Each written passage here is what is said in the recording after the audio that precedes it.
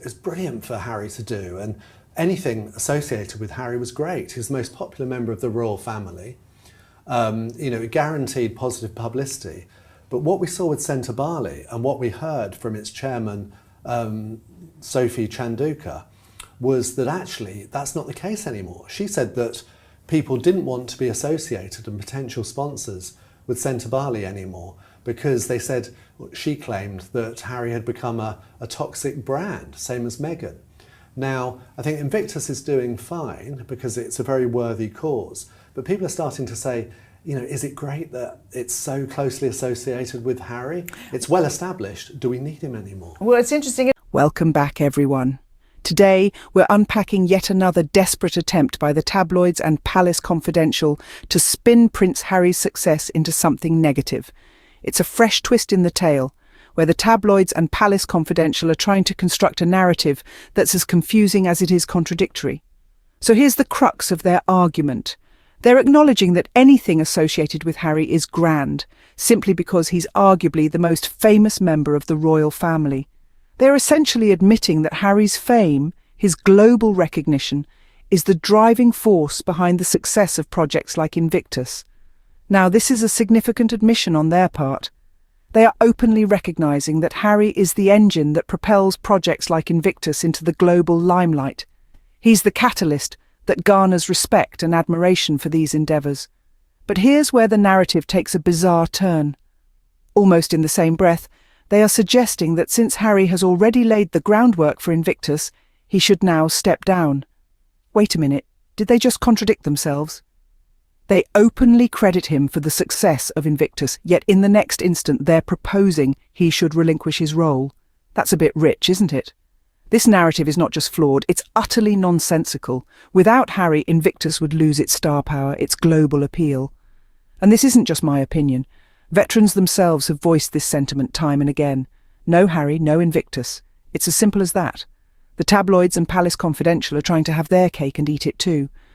They want to leverage Harry's fame for the success of projects like Invictus, yet they also want him to step aside. They literally admit he makes it work, then suggest he should step aside. That's nonsense. Without Harry, there is no Invictus. Even veterans have said it, no Harry, no Invictus. And now comes the latest smear. Harry is toxic to the royal family. Which royal family? The one he left 5 years ago? The same firm that smeared him, stripped his security and drove him out? Harry isn't toxic. He's free. This is a classic example of how the tabloids love to twist narratives. They label Harry as toxic, yet they fail to acknowledge the toxic behaviour that was directed towards him by the very institution they are trying to protect. Let's not forget that it was the firm that smeared Harry and his wife Meghan with false accusations. It was the firm that stripped him of his security, leaving him and his family vulnerable. And ultimately, it was the firm's actions that drove him out. Now, after Harry has found freedom and created a new life for himself and his family, they want to paint him as the villain. But let's be clear, Harry didn't leave because he was toxic. He left because the environment was toxic. He left because he wanted to protect his family. He left because he wanted to live a life free of the constant scrutiny and unfair treatment that he and Meghan were subjected to. Yet, despite the smear campaigns and the relentless attempts to tarnish his name, Harry continues to rise above it all. He has proven time and time again that he is much more than just a royal.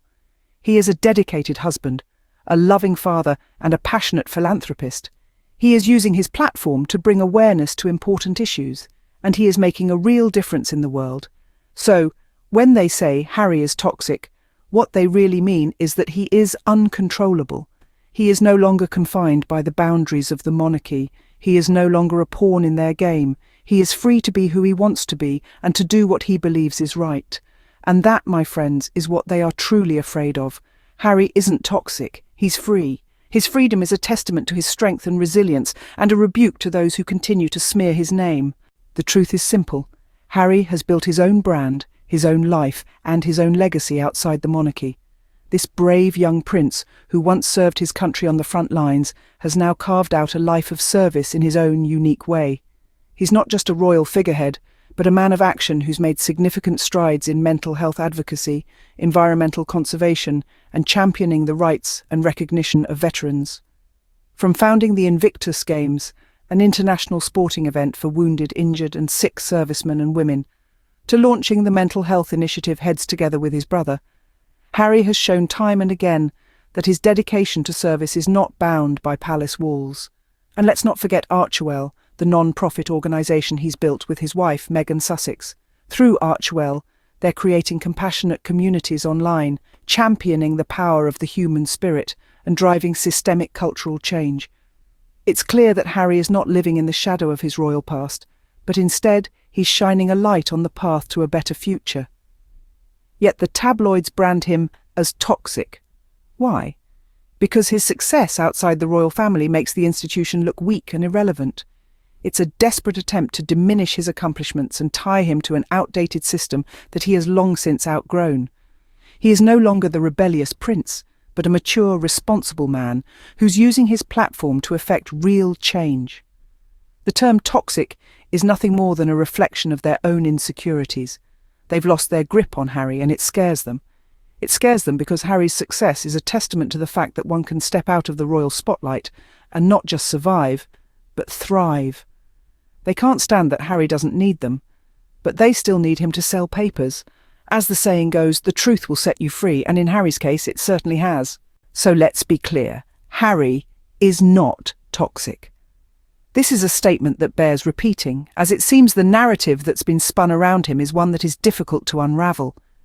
Harry's decision to step outside the gilded cage of royalty was not one taken lightly, nor was it one that sprang from any form of toxicity on his part. The toxicity, in fact, lies elsewhere. It lies in a system that clings to outdated notions of duty and obedience, a system that refuses to let go of a man who chose to walk away from it all. It lies in a media machine that feeds off scandal and division, that seeks to paint Harry as a villain for daring to seek his own path. Harry is not the one who's toxic. He's not the one who's causing harm. He's simply a man who made the brave decision to prioritise his mental health, his family, and his own happiness over the demands of an institution that didn't respect his needs. And what has Harry done since he left the royal family? He's thrived. He's built a life that is meaningful and fulfilling, one that is based on his own terms.